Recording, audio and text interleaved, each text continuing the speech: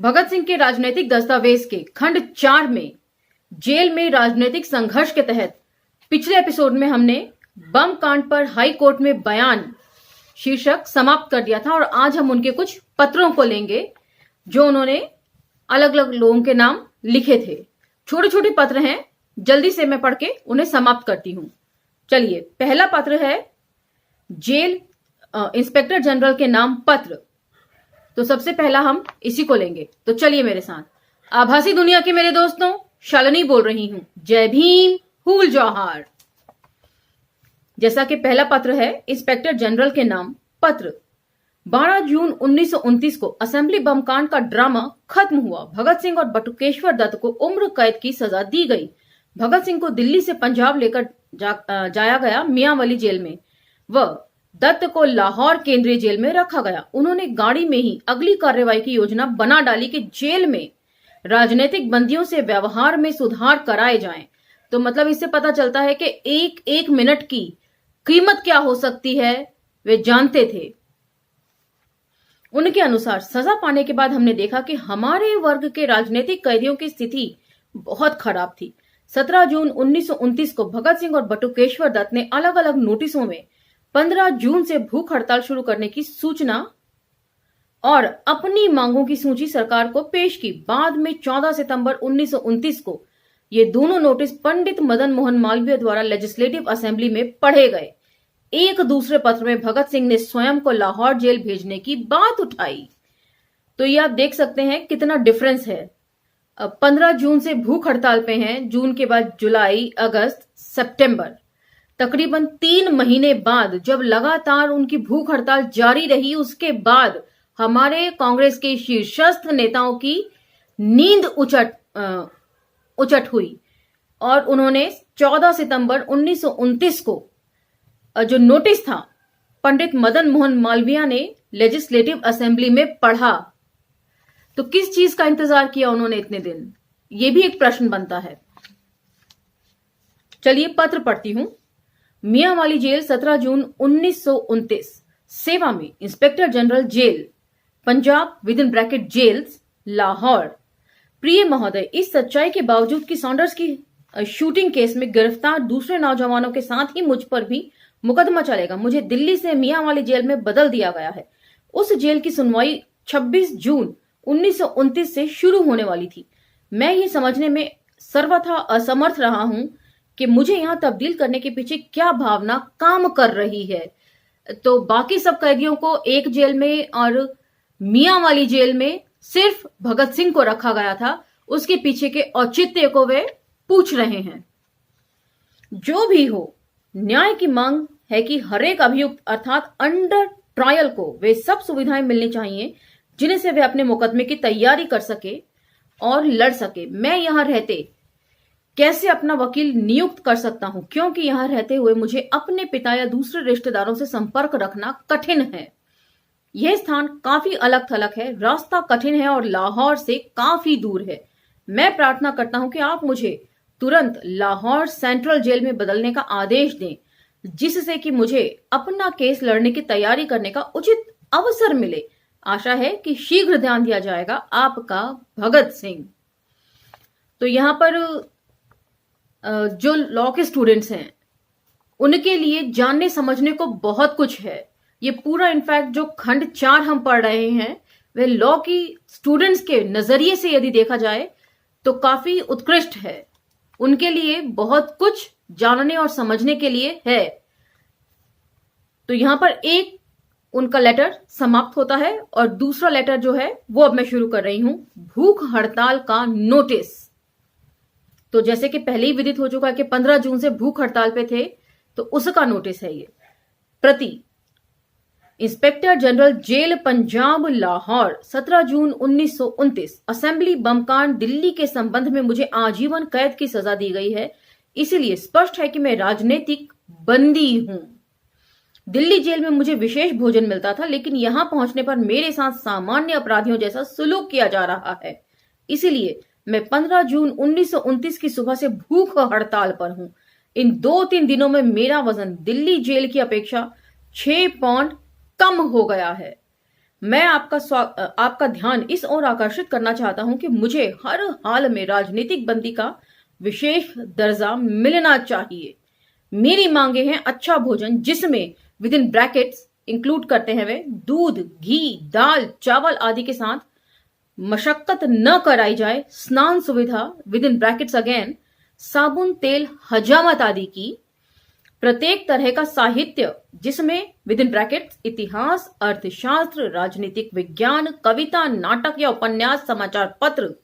मुझे उम्मीद है कि आप आदर पूर्वक मेरे कथन पर विचार करेंगे और अपना फैसला लेंगे। भगत सिंह, आजीवन बंदी, नंबर 117, मियांवाली जेल। तो ये सारे ही पत्र वे लाहौर में लिख रहे हैं, जो इंस्पेक्टर जनरल हैं उनको, जिसमें वे यकीनन राजनीतिक बंदी थे और उसी तरह का उन पे मुकदमा भी दायर किया गया था और चला था।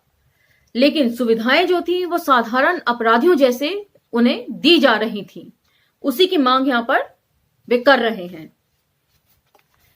और तीसरा जो पत्र है वह है होम मेंबर के नाम पत्र। होम मेंबर भारत सरकार, श्रीमान जी, सेंट्रल जेल लाहौर, 24 जुलाई 1929। श्रीमान जी, हमें अर्थात भगत सिंह और बी के दत्त 12 जून 1929 को दिल्ली के असेंबली बम केस में आजीवन कारावास का दंड सुनाया गया है। जब तक हम दिल्ली जेल में हवालाती कैदी यानी के अंडर ट्रायल रहे, हमारे साथ बड़ा अच्छा सुलूक किया गया, पर जब से उस जेल से हमारी तब्दीली मियांवाली और लाहौर सेंट्रल जेल में हुई है, तब से हमारे साथ इखलाकी कैदियों जैसा सुलूक किया जा रहा है। पहले ही दिन हमने उच्च अधिकारियों से अच्छी खुराक तथा कुछ और सुविधाओं की मांग की और जेल की रोटी खाने से इनकार कर दिया। हमारी मांगे इस प्रकार थी। तो ये सारा जो प्रकरण है या जो इंसिडेंस है, ये यदि आप भगत सिंह के ऊपर बनी हुई फिल्मों में देखेंगे तो काफी विस्तार से इन सब चीजों के ऊपर चर्चा की गई है, फिल्मों में भी। तो यदि आपने देखी है तो ये सारी मांगे और ये सारा जो लेटर है आपको समझने में कोई कठिनाई नहीं आनी चाहिए, ऐसा मैं समझती हूं। पहला जो उनकी पहली मांग है वे लिख रहे हैं, राजनीतिक कैदी होने के नाते हमें अच्छा खाना दिया जाना चाहिए, इसलिए हमारे भोजन का रूप यूरोपियन कैदियों जैसा होना चाहिए। हम उसी तरह की खुराक की मांग नहीं करते, बल्कि खुराक का स्तर वैसा चाहते हैं। तो यूरोपियन कैदियों की मांग कर रहे हैं वे। तो इससे पता चलता है कि वे पढ़ाई लिखाई कितनी ज्यादा करते थे।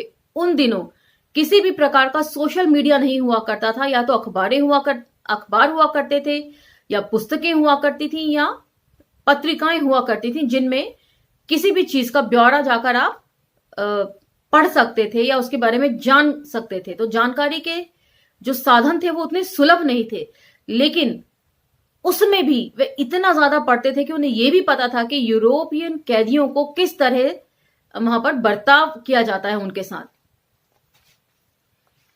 तो ये मेरे ख्याल से हमारे बहुजन समाज के लोग, जो बच्चे हैं, जो अच्छा पढ़ने की ख्वाहिश रखते हैं, उन्हें इन सब चीजों से सबक लेना चाहिए। दूसरी मांग जो वे रख रहे हैं, हमें मशक्कत के नाम पर जेलों में सम्मानहीन काम करने के लिए बाध्य नहीं किया जाना चाहिए। तो यहां पर सम्मानहीन काम क्या है, उस चीज का यहां पर कोई ब्यौरा नहीं दिया गया है, तो इसलिए कहना मुश्किल है कि सम्मानहीन काम क्या थे। सम्मानहीन काम या पुलिस वालों के जो जूते साफ करने हैं, पॉलिश करने हैं, उस तरह के कामों से इनका मतलब है, या टॉयलेट साफ करने के कामों से इनका मतलब है, ये यहां पर कुछ भी स्पष्ट तौर पर या बिल्कुल ही नहीं लिखा गया है। तीसरी मांग, बिना किसी रोक टोक के पूर्व स्वीकृत, जिन्हें जेल अधिकारी स्वीकृत कर लें, ये विद इन ब्रैकेट्स है, पुस्तकें और लिखने का सामान लेने की सुविधा होनी चाहिए। चौथी मांग, कम से कम एक दैनिक पत्र हर एक कैदी को मिलना चाहिए। पांचवा, हर एक जेल में राजनीतिक कैदियों का एक विशेष वार्ड होना चाहिए, जिसमें उन सभी आवश्यकताओं की पूर्ति की सुविधा होनी चाहिए जो यूरोपियनों के लिए होती है, और एक जेल में रहने वाले सभी राजनीतिक कैदी उस वार्ड में इकट्ठे रहने चाहिए। तो काफी वाजिब मांगे लग रही हैं ये सब। छठी मांग, स्नान के लिए सुविधाएं मिलनी चाहिए। सातवीं मांग, अच्छे कपड़े मिलने चाहिए। हमारी ये मांगे पूर्णतः उचित हैं, पर जेल अधिकारियों ने हमें एक दिन कहा कि उच्च अधिकारियों ने हमारी मांगे मानने से इनकार कर दिया। इससे भी अधिक यह कि जबरदस्ती खाना देने वाले हमारे साथ बड़ा बुरा सलूक करते हैं। तो इस चीज का भी विवरण जो है, प्रस्तुतिकरण जो है वो फिल्मों में है कि किस तरीके से उन लोगों को जबरदस्ती पकड़ के बेंचों पे लिटाया जाता था और उनके मुंह में नलियां ठूस कर खाना खिलाने या दूध पिलाने की कोशिश की जाती थी। तो उसी का वे यहां पर ब्यौरा दे रहे हैं शायद। 11 जून 1929 को भगत सिंह जबरदस्ती खाना देने के 15 मिनट बाद तक पूरी तरह बेसुध पड़े रहे। अतः हम यह निवेदन करते हैं कि बिना किसी ढील के यह दुर्व्यवहार बंद किया जाना चाहिए। इसके साथ ही हमें यूपी जेल कमेटी में पंडित जगत नारायण और खान बहादुर हाफिज हिदायत